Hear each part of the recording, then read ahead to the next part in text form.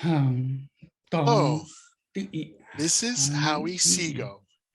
You may remember me as Riva from Star Trek, The Next Generation, episode entitled Loud as a Whisper.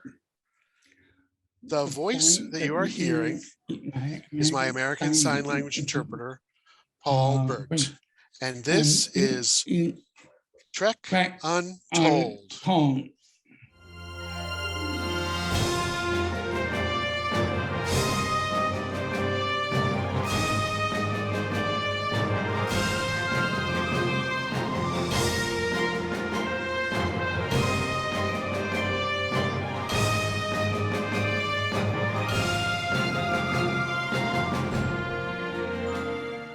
Hello and welcome to Trek Untold, the Star Trek podcast that goes beyond the stars. I'm your host, Matthew Kaplowitz. This week's episode on Trek Untold is a very special one. Podcasting by its nature is all about sound. You can listen to the show in your home, or you can take it on the go and listen while you're commuting or exercising or going out for a walk or doing whatever you want. But did you ever wonder what it might be to live in a world without sound? How would that change what you do on a daily basis? And what everyday activities would you suddenly not be able to do or have to do completely differently? According to the National Center for Health Statistics, there are approximately 37 million deaf or hard of hearing people living in the United States, with a little over 2 million of those completely unable to hear any sound. And that includes this week's guest on our show. Howie Seago is a veteran actor who also happens to be deaf. You might remember Howie as Riva from the Season 2 Star Trek The Next Generation episode, Loud as a Whisper, a very unique episode in the series that I think is highly underrated and needs to be discussed a lot more. And that episode has an interesting story attached to it that Howie's going to tell you all about today. Beyond Star Trek, Howie is a recipient of a Dramalog Award and the Helen Hayes Award for Outstanding Actor, among other accolades, and co-starred in the 1998 film Beyond Silence, which was also nominated for an Oscar in the Best Foreign Film category. And he also co-produced the Emmy Award-winning PBS series Rainbow's End. In addition to some TV appearances, much of Howie's career has been on stage, including productions of Ajax and the Persians directed by Peter Sellers, To Kill a Mockingbird, Midsummer Night's Dream, The Tempest, Henry V, The Merchant of Venice, Hamlet, As You Like It, and much, much more in the classics as well as some more modern plays too. Howie also uses his experiences to teach acting to hearing impaired children, essentially paying it forward and helping a new generation learn new ways to express themselves. I've never actually had a conversation with a deaf person before, and I think a high percent of my listeners have also never had that opportunity. So today, with the help of American Sign Language interpreter Paul Bert, we're going to learn all about Howie, find out how people with hearing disabilities perform, and uncover some truly untold Star Trek stories. I learned a lot of different things making this episode, and I hope that you're going to learn some things too. Not only about Star Trek, but I hope something that maybe you've never really considered before, and that's what it's like performing in a world full of hearing-abled people. This episode is one that is truly in my heart right now, and I hope that you're going to all really take something away from this one. But before we begin this week's episode, if you'd like to support this show, please don't forget to follow Trek Untold on Facebook, Instagram, and Twitter to get the latest updates and all sorts of other fun Star Trek-related content. You can also check us out on Patreon at patreon.com/trekuntold, where you can support this show for as little as $2 a month. At higher tiers, you can check out the shows before they come out, know about my guests in advance, and even have a chance to ask them questions, among other benefits coming soon. Shout out to our sponsor, Triple Fiction Productions, who create 3D printed toys and prop replicas inspired by Star Trek. Their items come in all shapes and all sizes and are always amazing. If you're listening to us on iTunes or any other audio platform that allows for ratings and reviews, please leave us a 5-star rating and a positive review. If you're watching this on YouTube, don't forget to subscribe to us at youtube.com/nerdnewstoday and give the video a thumbs up and a comment. Doing any of those things help keep this show growing and allow me to continue bringing you awesome guests and great conversations every single week. Now, without further ado, let's beam in this week's guest. Computer, access interview file. And welcome back to Trek Untold, and now joining me on the show, we have a veteran performer of stage, screen, and television who was in a very excellent episode of Star Trek The Next Generation, Mr. Howie Seago. Howie, how are you today? Fine. I'm fine, thank you. And to remind our audience today, listening at home, the voice you're hearing is Mr. Paul Bert. He is an American Sign Language interpreter who is here to help us today. So, Mr. Bert, thank you for joining today as well. Yeah, hi. Let me introduce myself. Howie Seago, and I'm a deaf actor.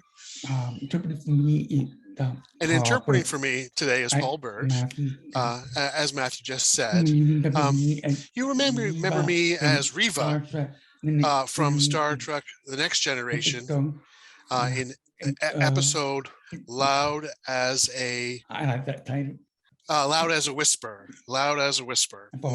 I love that title. I've always have. So the voice you're hearing is my American Sign Language interpreter, Paul Bert.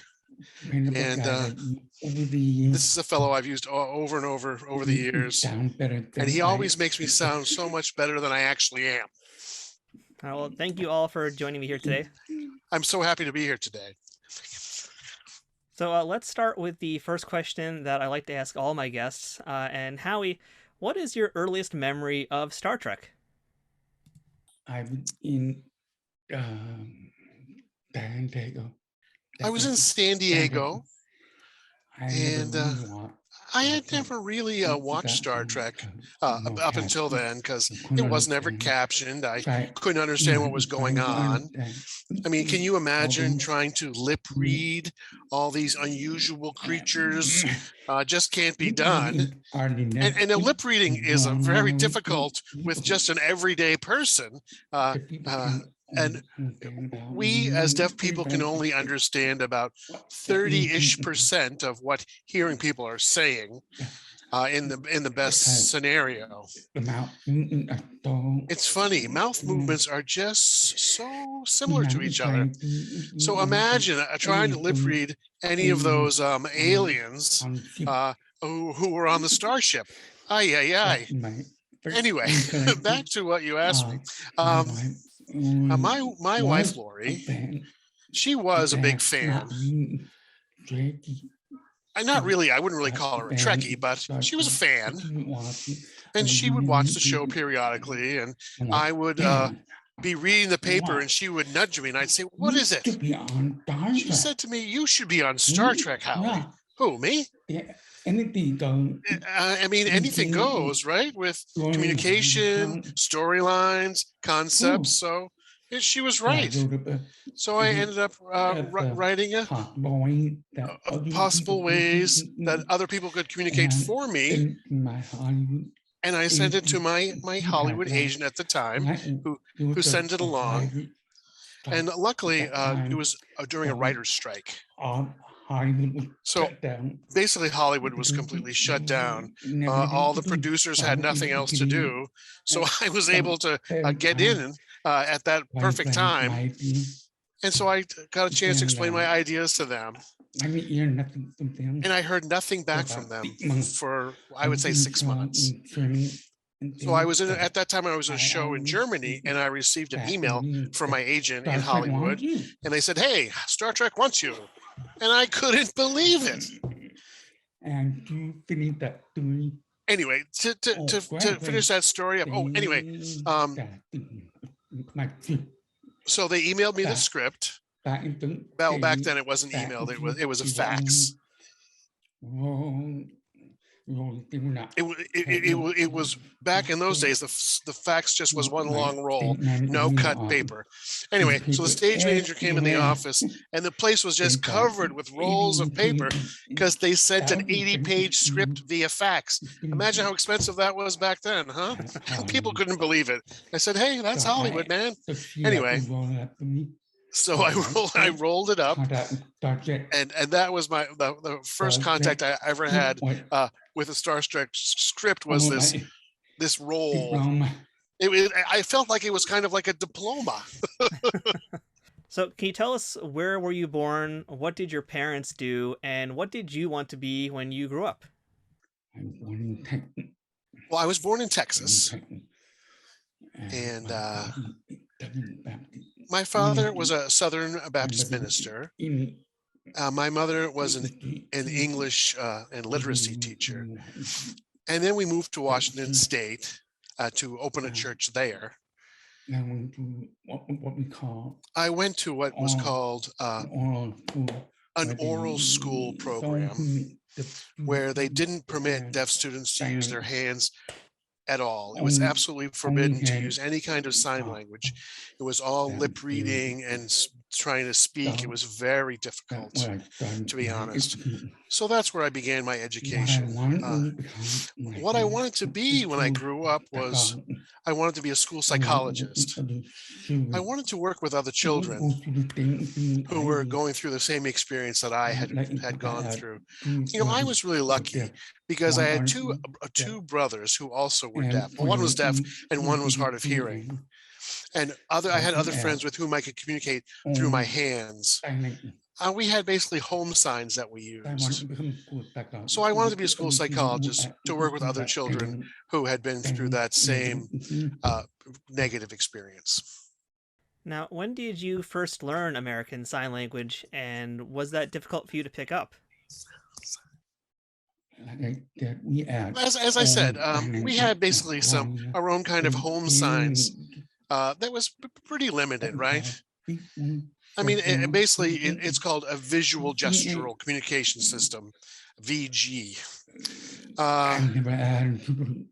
I never had any kind of interpreters in the classroom until I got to college, believe it or not. So that was really about that at first was difficult. It was awkward, really. That there was I didn't even know that there was a formal sign language out there. I had only used kind of home signs. So I had to really do my best to pick it up. And I would say really it was not till college. Very interesting. Now, I read an interview with ASL coach Jeremy Lee Stone while he was on the set of Sound of Metal, and he instructed one of the actors to turn off his voice. Was this an experience you had while learning to sign?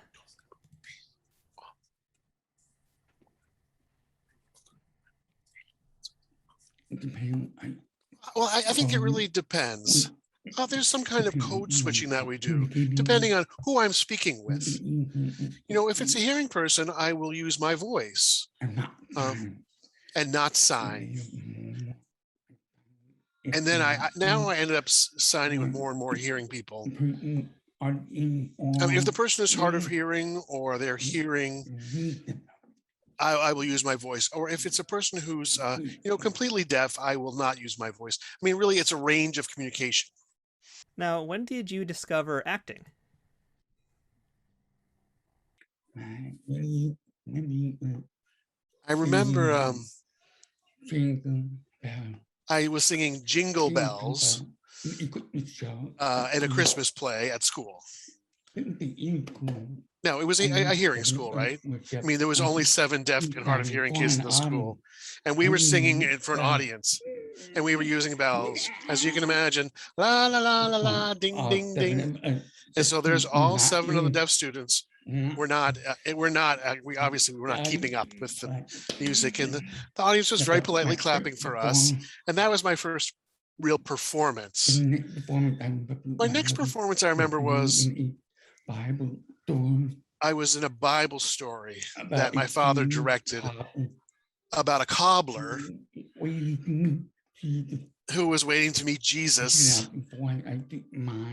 I didn't voice anything. I just sort of mimed the action of the show, and people really liked it. So I thought, hey, this could be something. And my actual start in acting wasn't really until college as well.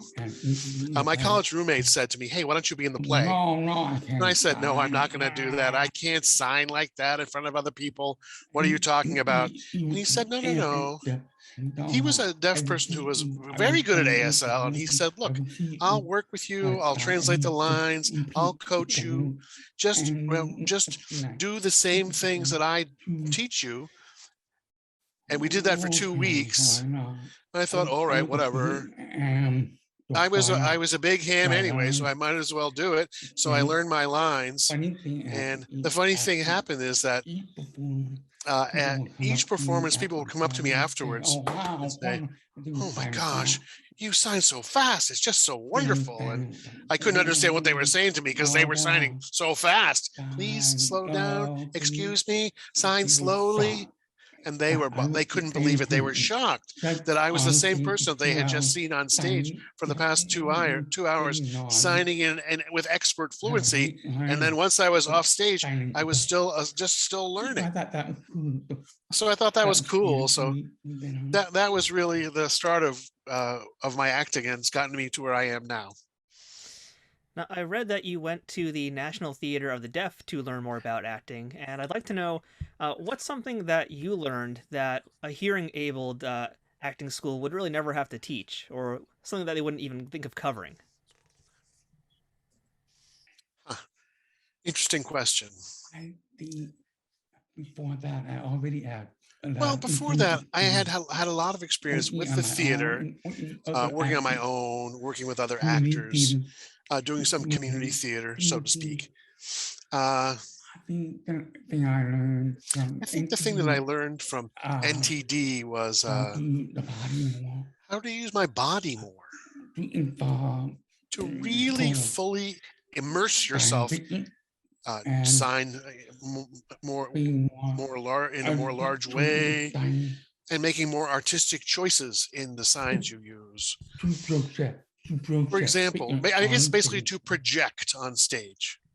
My feeling is that actors who are deaf or are hard of hearing perform with more physicality, and it can often be a more visceral and emotive way to show things than just using sound.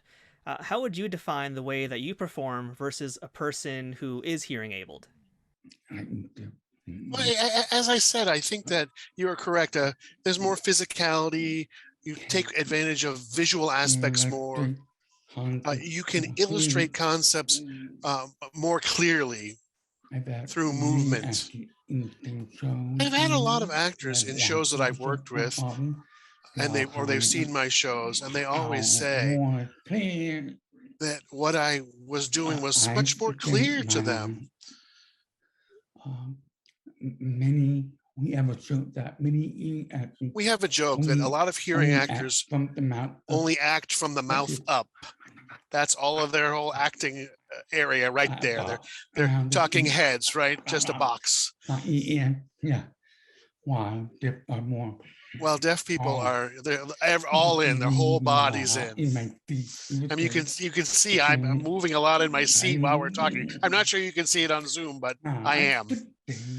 I should say that it's not the case with all deaf people. Not all deaf people are great actors. We have a lot of deaf people who are basically mundane sort of people who couldn't act to save their lives, but just like hearing people, right? There's plenty of hearing people like that. But hearing people do tell me they learn from watching, and they when they have to voice for me or other deaf characters on the stage, their eyes become much more attuned. Now, you mentioned that you were doing community theater and theater performances like that, and I would imagine that a lot of those performances are with actors who are hearing abled. So I'd like to know, what's it like working in that type of setting where you have a disability and everybody else is kind of having to work within that? Well, I think the most crucial part is that the people have the right attitude, and they're not afraid to interact with us. With me, and to communicate with us on an appropriate level. A lot of people will basically listen to the interpreter and talk to the interpreter instead of looking at us directly. Like you're watching me around, you're looking at me, I'm talking to you, and you're looking at me. But a lot of hearing people they just focus on the words. Where's the voice coming from? I'm going to listen to that. That's another kind of joke, right? Now we had a box around the head. Now we have a box around the ear. So yeah. A lot of your career in the theater has been Greek classics. It's been Shakespeare. Why does this work appeal to you so much? What is it about the classics that have really got you excited about acting?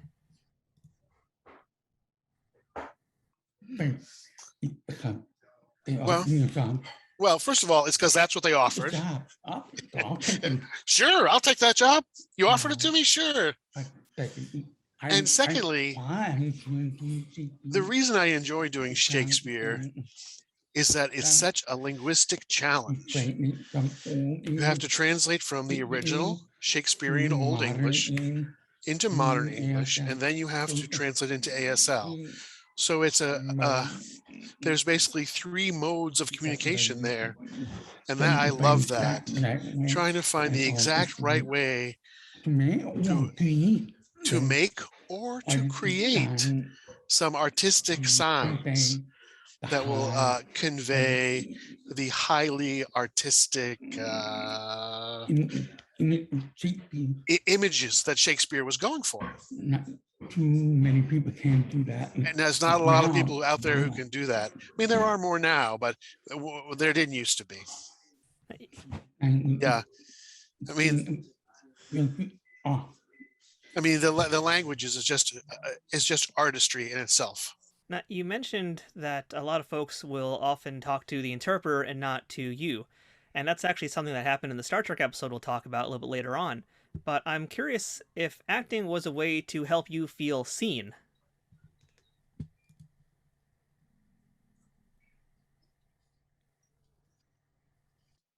Yeah.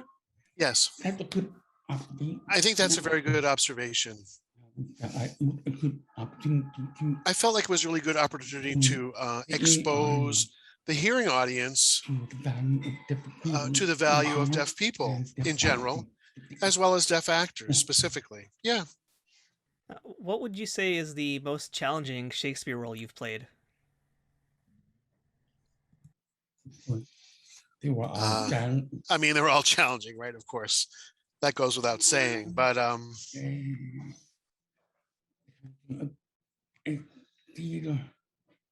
Exeter, in, I think, which was in Henry V. I think I get my Henrys mixed up, but I think it was Henry V. And I played the bodyguard. I played the bodyguard to the king. And there's one scene where he gives me a message that I need to take to France, to the spoiled brat French king. Anyway, so I go there and I have a long cloak and I have, boots and all kinds of complicated heavy period costume. And this guy who I have to deliver the message is so spoiled, and I get so cross. And I had with me a woman who was basically my voice, and she was disguised as a young boy. And at the moment when I lose my temper, I told her, don't voice anything. Don't say anything. Just be still. So I go up on stage and I gesture to the prince. And I bought him out. And I'm yelling at him using very strong physical language that even the audience was able to understand what I was saying. Nobody was voicing what I was saying. Just I was out there saying out, this and that. And at the end, the prince was basically shocked, and I left, and the audience would always clap after that moment of the play. I think it was a shock at the beginning, and my assistant, what I do, I go under this platform to get ready for the next scene. And you could hear the applause while I was going under there, and the assistant could hear, and I could also feel it. And we made a game out of it to see how much applause that particular, what would you call that level of applause tonight? Was it a 6, an 8, a 10? Oh, maybe let's work harder and let's see if we can get a better number tonight. So that's really the part that I was most proud of, because I was a challenge to communicate to the other actors and also to the audience without the benefit of somebody voicing for me. I would say that's one of the my sweetest successes, I would say.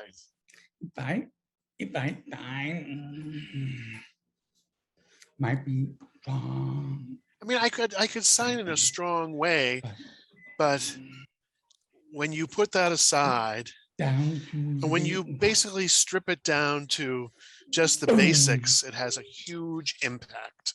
And by the way, Howie, that is the Duke of Exeter from Henry V. So you, sir, know your Shakespeare.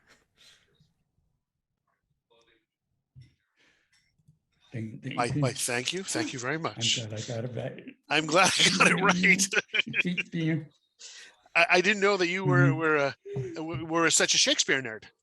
I wish I could say I was. That's just the power of Google.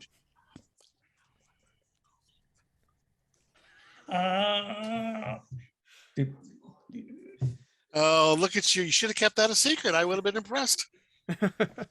Thank God for Google, huh? So it's very curious what you're telling me about the way you're performing, and especially the role you just mentioned. And I'd like to learn a little bit about how deaf people or people who are hard of hearing develop a visual performing vocabulary.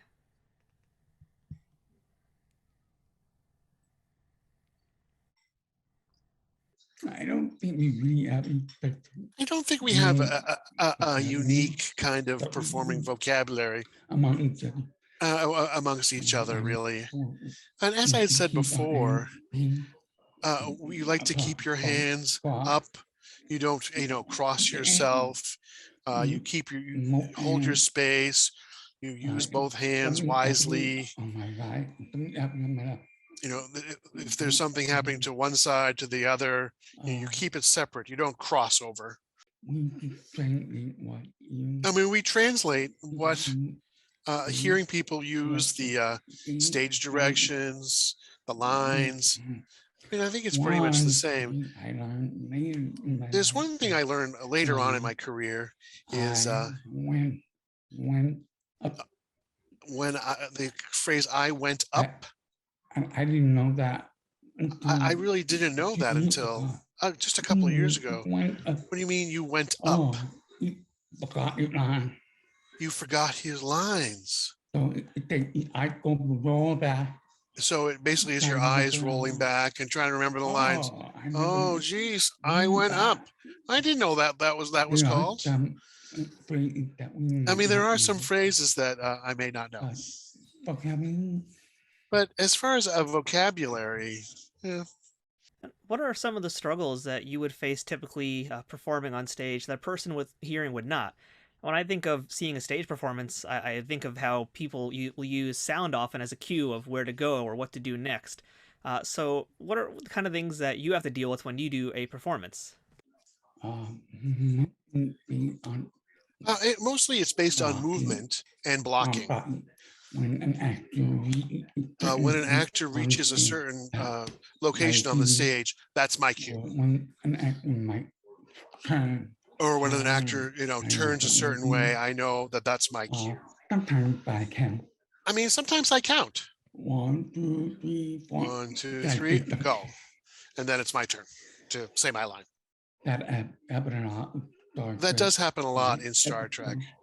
In that episode, I was supposed to communicate with another character through my mind, but really I was supposed to be able to hear something. Sometimes the interpreter was in front of me, behind the camera, and the interpreter would say, "Go." But other times, I had to just count 1, 2, 3, 4, 5, 6. What did you say? Oh. I want to talk about one other role that you had before we talk about Star Trek, and that would be when you worked with Peter Sellers, who I should mention is not Inspector Clouseau from the Pink Panther movies, but a very forward-thinking stage director by the same name, different spelling, who cast you in the lead of Ajax. I'd love to hear about your time working with Peter on this production and how important you felt this role was to your career. Yeah, incredible. I mean, it really had an incredible impact on my career. I mean, my life as well. I had worked with Peter in doing a few short plays, and he remembered me from that, and he asked me 5 years later. And I thought it was weird because the character is a military commander. And I thought, how deaf people don't function as commanders in the military settings in real life. Well, his argument was that was a Greek play. It was a Greek play. Written by written by Sophocles. And it was very relevant. And it was very relevant to the modern world back then and now as well. About the miseries of war, the human cost, the cost to lives and so forth of war. And he also said that the Greeks did communicate with their hands on stage because the audience was so massive that they had to have some hand motions. When there's Greek murals, historical paintings that show that kind of thing.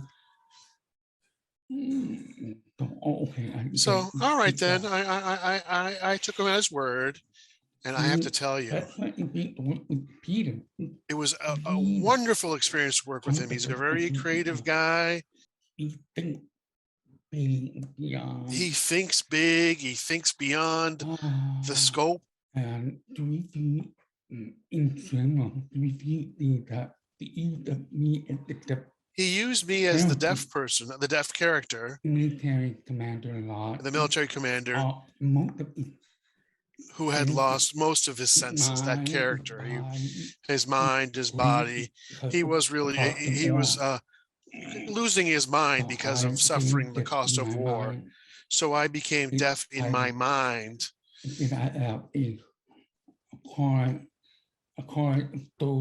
And then I had a chorus of soldiers who were with me, and they would do the talking for me. Each one would speak for me when I was a certain kind of mood. If I was angry, there was that person. And if there was another person who would voice for me when I was in a poetic mood.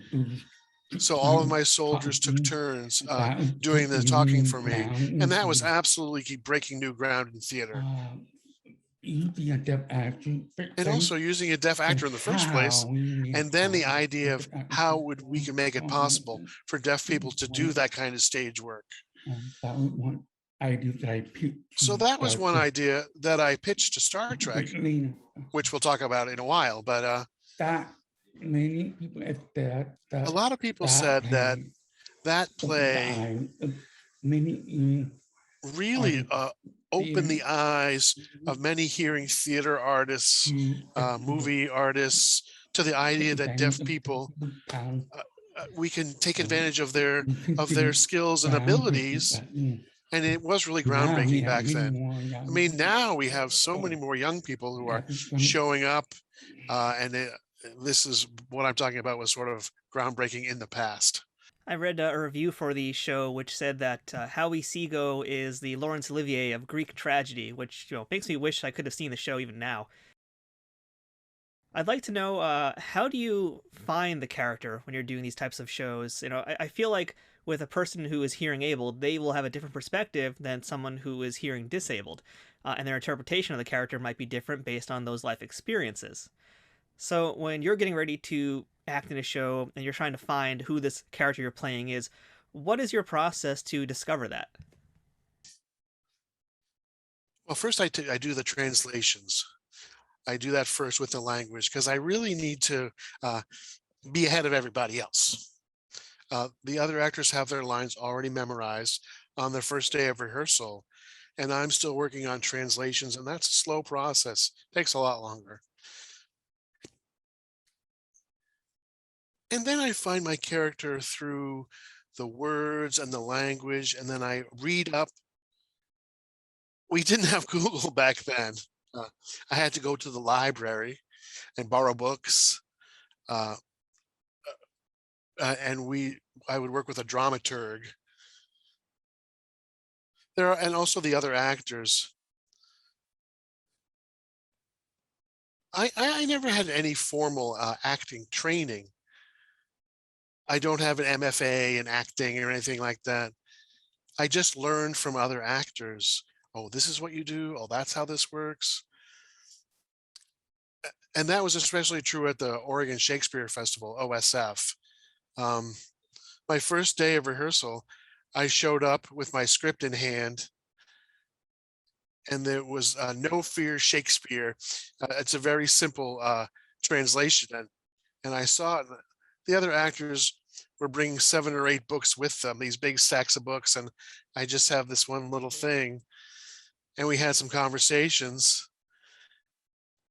during breaks, and I would try to join in the conversations, but it was very difficult. I mean, I had my interpreter there, right? But it wasn't easy. And then also, the director. I would talk with the director about my character, about what their vision was of it. And often I would find that my translation was not the right one. So I would have to retranslate and go back again to suit the new information that I had learned since my first translation. Howie, let's beam into our Star Trek discussion. You played Riva, a mediator trying to negotiate peace among a warring planet in the Season 2 Star Trek The Next Generation episode, Loud as a Whisper. And you already talked a little bit about the origins behind this episode, but I'd love to hear, did you get to actually meet Gene Roddenberry at this point? Yeah. I did. I felt so honored that I was able to meet him. He came down to the set. He came down to the set when he heard about my work. He was a big, tall guy with ruddy complexion. I shook his hand, and he said, "My secretary asked me to ask you if you're married." Yeah. Who, me? Yeah, I am. Yeah. Too bad for her. Too bad for her, he said. Talking about a secretary. What a question. What a question, right? Hey. Very sweet. But very sweet guy. Very gentle soul, yeah. So you're on the set of the Enterprise in this episode, you're in the transporter room, you're on a planet, you're on all sorts of different places, lots of very big sets and lots of green screens. How did this experience working on this show differ from anything else you've previously done? I mean, was this completely new to you? I don't remember that many. I don't remember seeing that much green screen activity. We did have, there was a set built.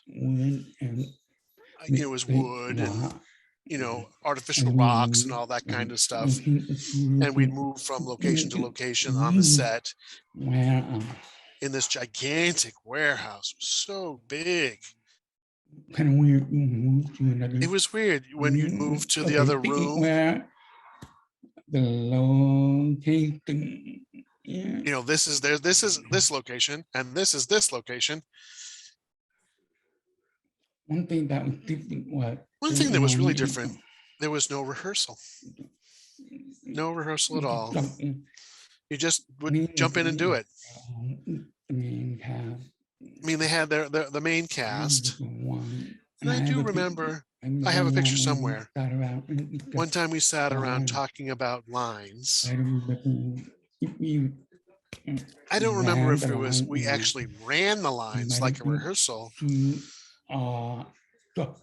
I may have been too awestruck to really pay attention to what was going on. Oh my gosh, it's Patrick Stewart. Oh my God, it's Jonathan Frakes. Oh, it's Deanne. Oh. I really liked your outfit in this episode. And I also liked how your hair made you look like this very noble sort of lion. And I'm curious, when you were going through this episode and it was pre-production, did the look of the character ever change? Or were you ever meant to be an alien wearing lots of makeup or anything like that? No, it was the same. I had red hair at the time, and I was playing a character in that German show I talked about. And that I came over on a break. We had 2 weeks off, and they fit me into their shooting schedule. No, there was nothing extraordinary. Yeah. I did have a silk-like material gown and jacket, and it would get wrinkled all the time. So there was a woman It was like a blow dryer would come up and blow the wrinkles out of my outfit. my neck was getting hot. I'm telling you, I was getting heated up, and you know where. Without the clothes. But that would smooth out the clothes. I'm glad we talked about Ajax because it seems like the chorus that was with you in Ajax is very similar to the chorus that follows you around in this episode. Is that where the idea came from? Absolutely, it was. Yes, exactly.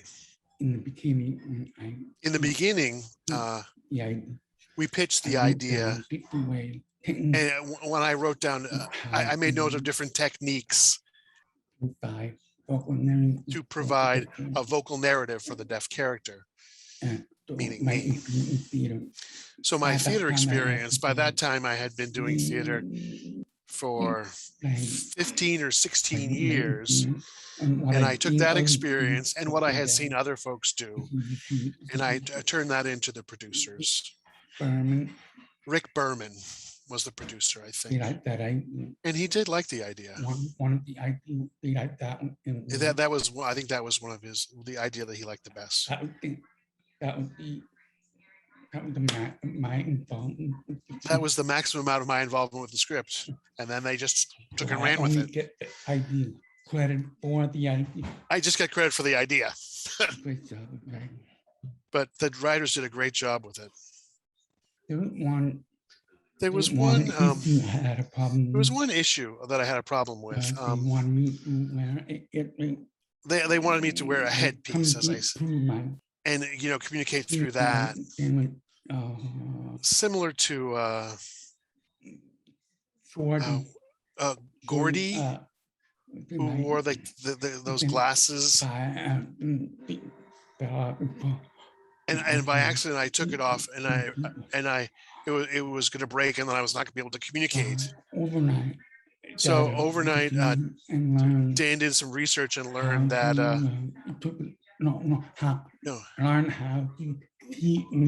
learned how to teach me to speak. Overnight, I could talk. That was the plot. And I said, no, I can't do that, because remember my upbringing and all these children who go through all these struggles trying to learn to speak, and only very few deaf people can learn to speak clearly, and it's very rare. And I just didn't want to give people the false idea that children can learn to speak easily overnight. It's just not true. I couldn't be a part of that. So that was the one cultural thing that I just could not perpetuate for that false idea. So I answered that in Germany, and my Hollywood agent said to me, you're going to lose this job if you feel that strongly about this. I'm like, hey, I just cannot live with myself if that's how it's going to go. And the next day she called me through an interpreter, and she said, you lucky bastard, Star Trek completely understood your point, and they still would like to work with you, and let's get everything all set up.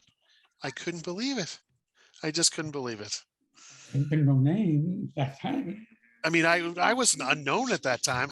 So there's a part where you're having a dinner date with Marina Sirtis' character, Deanna Troi, and you're communicating to her without an interpreter. And there's also a scene later where Data is doing some sign language, where he's doing things like, this is blue, this is the blue ocean, this is the blue ocean over a sunset. So I'm curious, was that actual American Sign Language? That was his own sign language, words he made up himself. It was an awkward moment at the beginning. The line producer asked me to teach Brent some sign language, for our scene.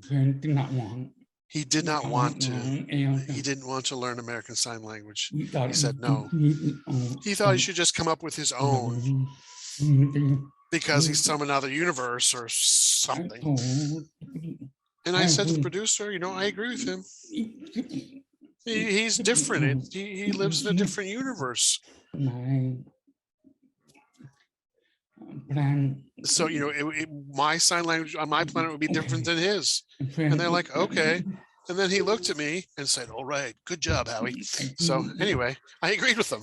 Yes, he made up his own signs. And so many deaf people said to me, what is he saying? What is he signing? It's like, I don't know. It's his data language, not mine. You're not supposed to understand. You're not supposed to understand him anyway. Fair enough. Deanna. I went out with Deanna. And I not dying. I didn't sign. Well, maybe just a couple of signs, but again, it was more of the visual, gestural kind of communication, VGA. Gesturing things out. One of my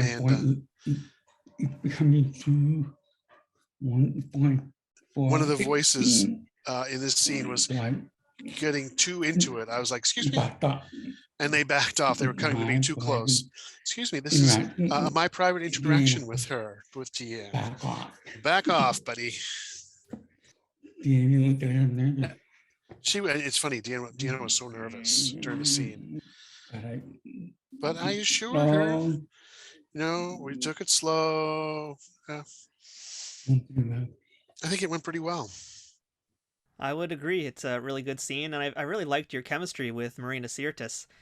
So I'm curious also to know what it was like working with the cast. We mentioned having scenes with Marina, with Brent Spiner, Patrick Stewart, who is also a big Shakespeare lover.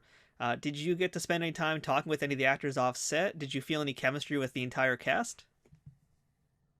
Yeah. Time when we have a play. So time when we were on break, everybody would go off to their trailers. And I had a trailer too. Sometimes we'd have a chance to talk, just a little bit in between takes. When they need to make some kind of technical adjustment or something. One thing that I learned. One thing that I did learn from Jonathan. I think it was Jonathan Franks.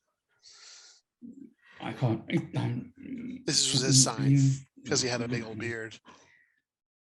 I made a mistake in one scene. I made a mistake in one of the scenes. I kept going. But I kept going. Jonathan, I told Jonathan. I said, Jonathan, I said, I hope they don't use that in the scene.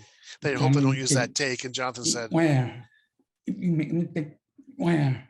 If you make a mistake, swear. That's the secret. Swear. Long and loud. Why? Excuse me? Why?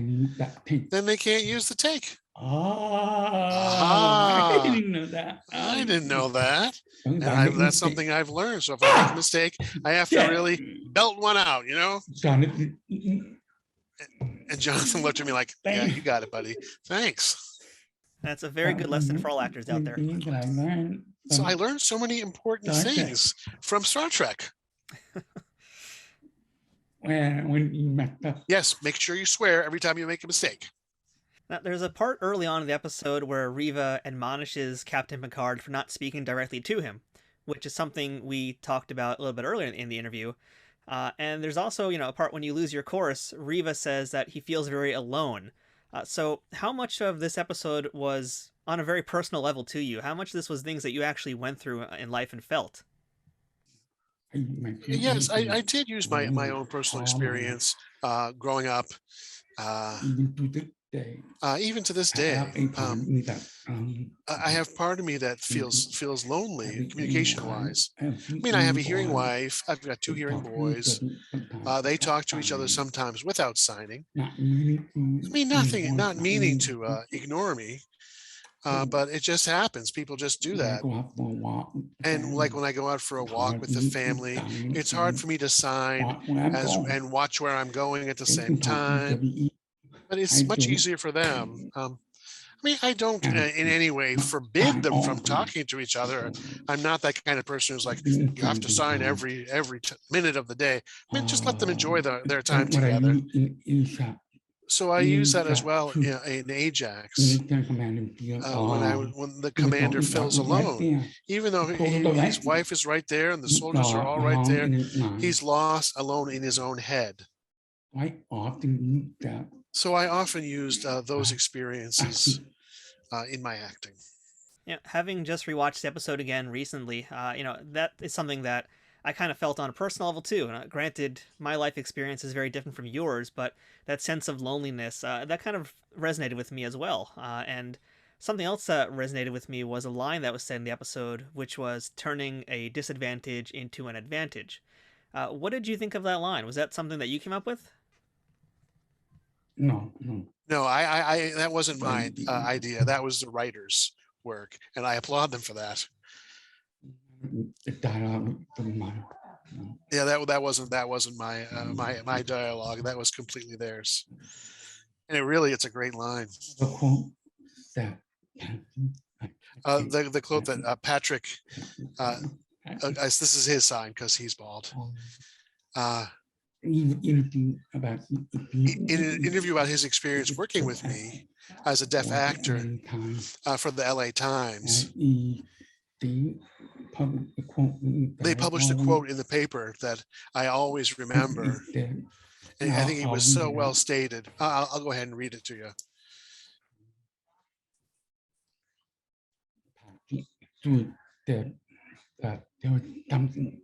When you are dealing with an actor who has that authentic handicap,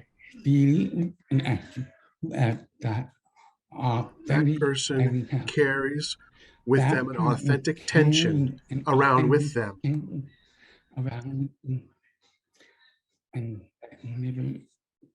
That is something that never dissipates. It's always present. Whereas an actor without the handicap, that isn't necessarily going to fluctuate. And I think all the actors in the show were sensitive and aware and sometimes even nervous of that very idiosyncratic tension. And tension is what makes great theater. Unbelievably beautiful. So well said. Fantastic. I use that when we have to fight our battles with certain films, roles, where they try to select hearing actors to play deaf parts, and we have to tell them this over and over. Now it seems like there's more opportunities opening up. But this is from 1988, believe it or not. And it's still happening today. And it's still happening today. That's a very profound way of looking at it, as Patrick Stewart said. And something else I really want to ask you about, too, is, Riva, his character has so much power in everything he does. And when I was watching it, I felt like there was a lot of inspiration from Gregory Peck in To Kill a Mockingbird. So how did you find the character Riva? Were there any other literary or theatrical things that you pulled from to create the Riva?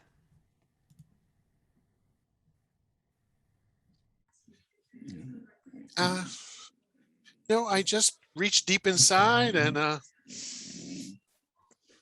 found it there. I really feel like it was pretty authentic. I didn't feel like I didn't have to make up anything. But now that you mention that, I have a new thought that I didn't use my voice at all to communicate in that. And I had these three people who were speaking for me. But the question is, how do I know if they're interpreting properly for me or not? Are they saying what I said? I mean, are they saying what I'm saying? Is Paul voicing for me now? Is he interpreting for me properly? Most of the time I can tell because if you make a joke that I think is funny, and then if nobody laughs, I think, it's the interpreter fucked up. That's what it is. I'm just joking. This is a question I have that would relate to acting on stage and I guess on television as well. When I speak to a lot of actors who are hearing able, they say that an important part of acting for them is communicating with the audience and responding to what they respond to. Now, as a deaf actor, you don't necessarily have that ability to do that. You can't necessarily see them either to see what's happening. So how does that affect your performance? Does that affect your performance?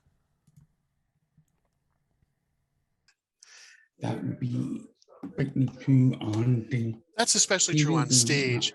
With film and TV, not so much. They can stop and you can stop and tell the actors to wait longer at that moment. In theater, in rehearsal, when you perform every night, more rebound at that moment. There's more response. You have more response from. Where they are. Remember, I told you that story about how much they clapped when I was already gone. They had clapped afterwards, but when I've done comedic bits on stage, I look at the eyes of the other actors. We stay in place during the laughter or clapping or whatever. And then we give each other a signal, and then it's time to go get back into the show. So, but most of the time, I just act through the laughter. Another interesting role that you had was To Kill a Mockingbird, and you played Bob Ewell, who is the father of the alleged victim May Ella. And having a deaf actor perform this role really completely changes the story in a very unexpected way, and it adds a lot more depth to a piece that's already very complex. I'd love if you could tell us a little bit about your role in this production and what your interpretation of the character was.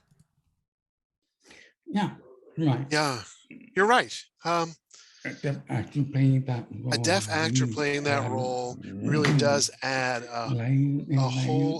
add multiple layers of meaning to the role in the play. The first thing I had to figure out was how much formal education Bob had growing up. Did he grow up, with oral philosophy, with no sign language allowed? We decided that without sign, but he did have home sign language with his siblings that he would gesture out. But they could only talk about a limited amount of things. And then he went away to a residential school for the deaf. But was expelled after a year because he was such a troublemaker. He thought he could act the same way at school as he could at home. Just do whatever he wanted to. So he goes thrown out, and they came back home. And then eventually, his daughter is born, and we get to the play. So we figured that he was a marginalized character. What made it work? And what made it worse was his drinking. All of his alcohol he drank. And also his lack of communication added a lot of fuel to his anger. When his daughter was born and gets old enough, he forces his daughter to interpret for him in their sort of homemade sign language. And that was so powerful in the courtroom. He forces his daughter, who's 20 years old, to interpret his lies to the judge and to the people in the court.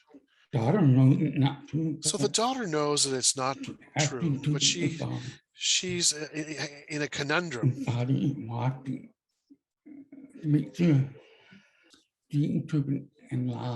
So she's interpreting his lies. Yeah, she's interpreting his lies. And in addition to that, and she knows that she's lying as well. And she accused the black fellow of raping her, and that did not happen. So you have that, plus you have the father, and all these other things. It's really a lot. So it really adds so much to the emotional toll. It really takes an emotional toll on the daughter. And Bob, he knows He's aware that is happening with his daughter, but he doesn't care. He's just using his daughter as a tool to strike back at the world. I just find it very amazing, these interpretations of the characters. Yeah, it's powerful stuff. Yeah. One memory I have is there's the table looking upstage to the judge who's sitting there, and the jury is sitting off to the sides, and my back is to the audience. And when I'm sitting, when I'm not involved in the stage, I'm still in character. I have to act through my back. So I have to be hunched over and showing anger as I move about. And I was exhausted at the end of that show because I'm acting with my back. What would you say is the role that you are most proud of performing in, whether it be on stage, screen, or television? The one that had the most impact. The one that had the most impact, I really think, was Ajax. I'm really proud that I was able to make that work. But really, I'm proud of all the roles that I've had, that I'm able to do all of these different things. Because really back then, deaf actors really didn't work much. I mean, the fact that I've been able to continue to have opportunities all this time. I'm proud of that. So I am proud of that. And I'm also very thankful for my wife, Lori, for her support in my artistic work over the years. Without her, her mental, emotional support to really keep me going. And also her idea for Star Trek too. So you can thank me. So you can thank her. Well, thank you, Lori. So the show we're doing today, Trek Untold, it's a podcast, and by nature, this type of show is not exactly the most friendly to people who are hearing disabled. So a lot of my audience, or most of my audience, are people who can hear. And, doing research for this episode, I really felt like I learned a lot about the deaf community, a lot of things I didn't know before. So I'd love for you to maybe tell us something that you wish more people who are hearing abled would understand about deaf people.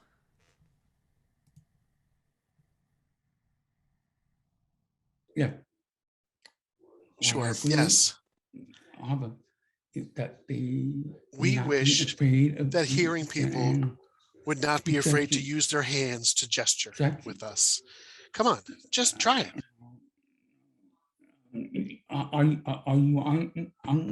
Are you hungry? You mean you could point to your stomach? There are gestures that people know that they could use. Don't worry that the deaf people will not bite. We will appreciate your. We really appreciate your effort. Also, learn the ABCs, learn how to fingerspell, learn a few simple signs, take a sign class. We really appreciate whatever you can, whatever you remember to communicate. So, Howie, last question for this episode. What is the best thing about being a part of the Star Trek universe? Feeling like a part of a family. Feeling like you're part of a family. I'm still in touch with a couple of the actors. And to connect with people. And to connect with people through the wonderful reputation of Star Trek itself. People will come up to me, they'll recognize me, they'll talk to me, they'll ask for my autograph. Deaf people will come up to me and they'll ask me questions about it. So the saga of Star Trek has stuck with me all this time, even to this day. And also I enjoy seeing Patrick on TV, and that brings back my memories. My son worked with him here in Seattle one day, and it was a nice connection to be able to make. Howie, I want to thank you for joining me this week on the show. This was a really, truly enlightening episode for me, and I hope all of my audience. I don't think too many people without hearing disabilities get to have chats like this with people who do. So you've really taught me a lot today. I feel like this is something I wish I could have done sooner. Yes, thank you so much for telling us not just about your time on Star Trek, but about yourself and a little bit more about the deaf community. I think that's something we all should learn more about, and I'd like to check out some theater as well that's just like what you've discussed today. So again, I appreciate you just being willing to share so much of yourself today. It really was my pleasure. Take care. Thank you so much, Howie. Appreciate it. So long from me and Paul. Bye-bye. And that was our chat with Mr. Howie Seago, who I want to express my sincere gratitude for being willing to do this show. I was a little afraid of doing this episode because really, at first I was worried about how I would make it even happen, but then I realized I was just scared to have a conversation with a deaf person.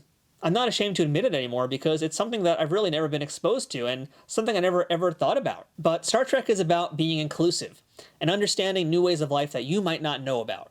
In order to learn something that's unfamiliar to us but normal to another person, we have to make first contact, and that's what I feel many of us did today. And that's what I feel I did today, along with a lot of other members who are watching this show today. So I'm thankful to Howie for being my first ever exposure to having a conversation with a deaf person. And I really feel like I've opened up to a whole new world of performing thanks to this episode, but not just performing, but learning more about a community I didn't really understand as much about previously. So I hope if you're hearing abled, you also feel the same way that I am right now. And thank you one more time to Paul Bert for interpreting on Howie's behalf. That's it for this week's episode of Trek Untold. Until next time, please don't forget to follow us on Twitter, Instagram, and Facebook. And if you're in a position to financially support the show, please consider becoming a supporter over on patreon.com/trekuntold. If you're looking for direct links for any of these things, links will be right in the show notes. If you have any questions or comments for the show, or would like to suggest a guest, or discuss any sponsorship ideas with us, send me a message at trekuntold@gmail.com. Thank you for listening to Trek Untold and for continuing to support this show. I hope you'll come back next time to learn more stories about Star Trek and beyond. Until then, I'm Matthew Kaplowitz, and always remember, fortune favors the bold. Trek Untold is sponsored by TrekSphere.com, promoting fan-produced Star Trek content in all forms, is powered by the RageWorks podcasting network, and is affiliated with Nerd News Today.